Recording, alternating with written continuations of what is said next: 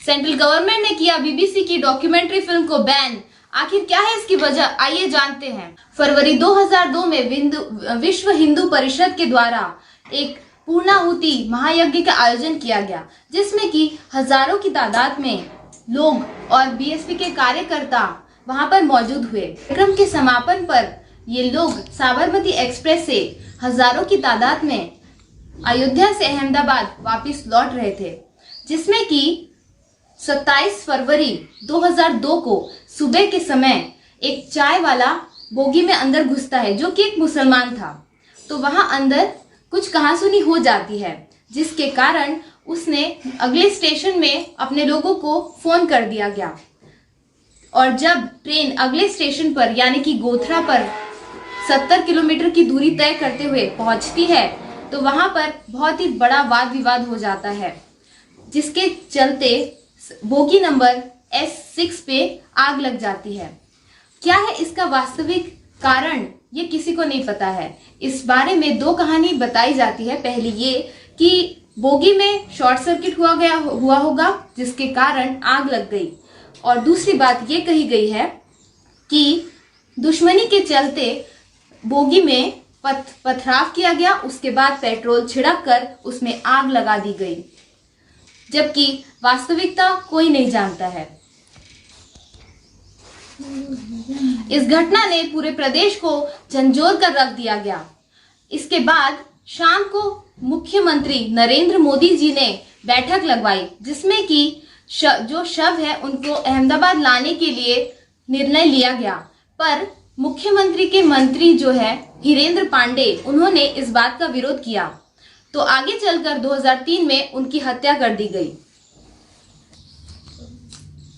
बहरहाल उन शवों को ट्रेन से निकालकर अहमदाबाद पहुंचाया गया, पर परिजनों को सौंपने की बजाय उन्हें खुली गाड़ियों में लाकर अहमदाबाद पहुंचाया गया।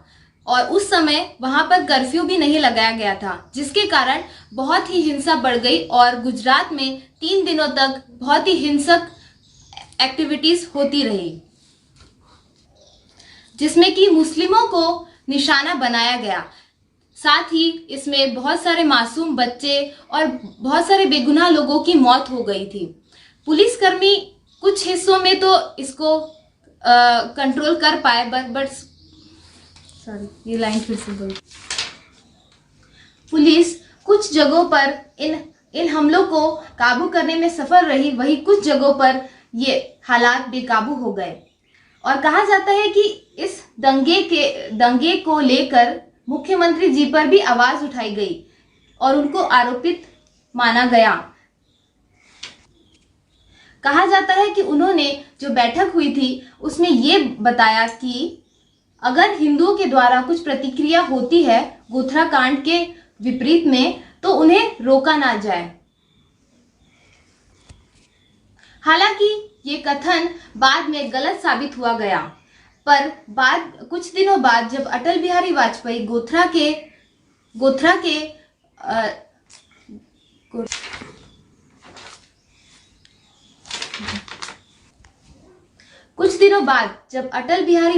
जी घटना स्थल में गोथरा स्टेशन में जाकर जायजा लेते हैं, उसके बाद वे शाम को एक बैठक जारी करते हैं, जिनमें कि बाजू में बैठे हुए मोदी जी को वे कहते हैं कि वो राजधर्म का पालन करें।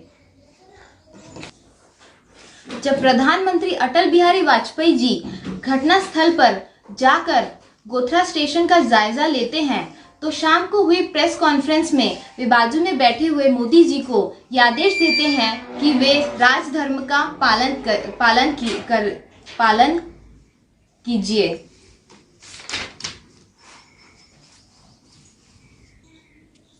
गोथरा कांड में 31 लोगों को दोषी करार किया गया, साथ ही 63 लोगों को बरी कर दिया गया। 11 दिसंबर 2019 को कोर्ट के द्वारा एक रिपोर्ट पेश की गई, जिसमें कि यह साबित कर दिया गया कि इस कांड में किसी भी इंसान या किसी भी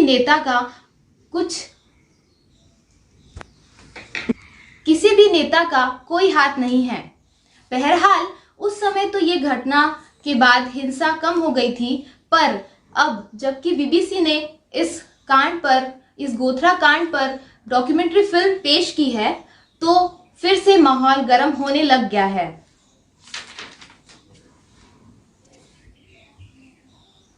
जैसा कि हमने पहले बताया कि इसमें मोदी जी को क्लीन चिट दे दिया गया था, पर बीबीसी की इस डॉक्यूमेंट्री फिल्म में ये दर्शाया गया है कि इन दंगों का सीधा हाथ मोदी जी का ही है और मोदी जी ही इसके जिम्मेदार हैं। जबकि